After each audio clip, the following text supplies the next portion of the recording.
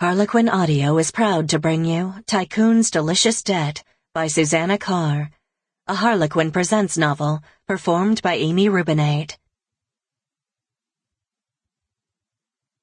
Chapter 1.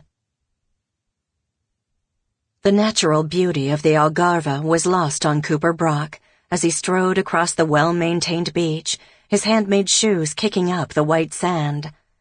Anger rolled through him, pressing against his chest, ready to tear free.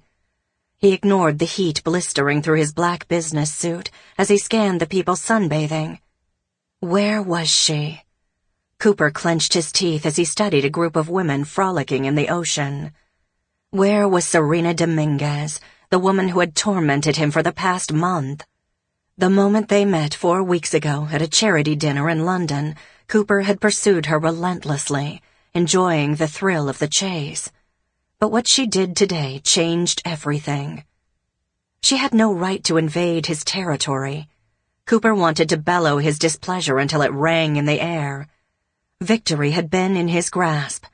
After 2 years of incredible patience, he had almost closed the deal that had eluded the Brock Empire.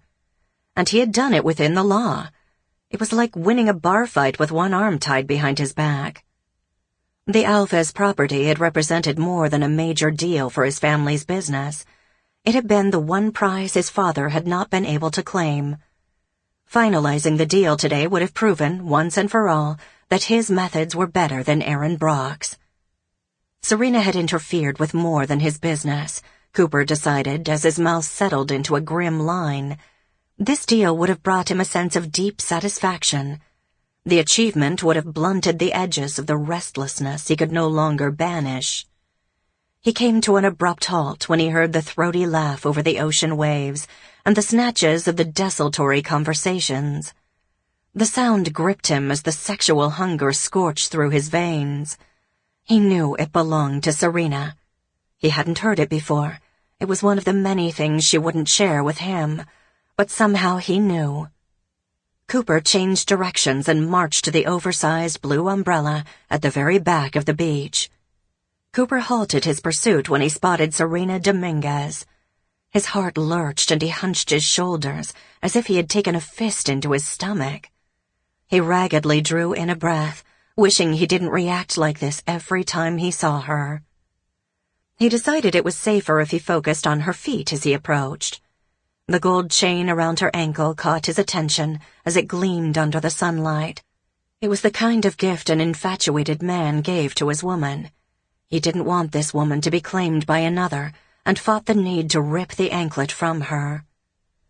Cooper's gaze traveled along the length of her strong and toned legs to the white bikini bottoms that scandalously clung to her hips. He closed his eyes and swallowed hard as the hunger for her tore through him. He forced his eyes open and determinedly stared at Serena's profile as she ended a call. He was disappointed that her large sunglasses hid most of her face. He stared at her high cheekbones, full lips, and pointed chin. Serena Dominguez was more than just beautiful. Her sensual grace left him spellbound. She tossed her cell phone down and reached up to smooth the wavy, dark brown hair that cascaded past her shoulders. Her sudden stillness was his only indication that she saw him. "What are you playing at, Serena?" he said in a rough whisper. "Hola, Mr. Brock," Serena said, her Brazilian accent making his name sound like a caress of a bold lover. "What brings you to Portugal?" "Drop the innocent act. I don't have time to play games." "How very unusual," she said as she removed her dark sunglasses and set them on her head, pushing her hair back.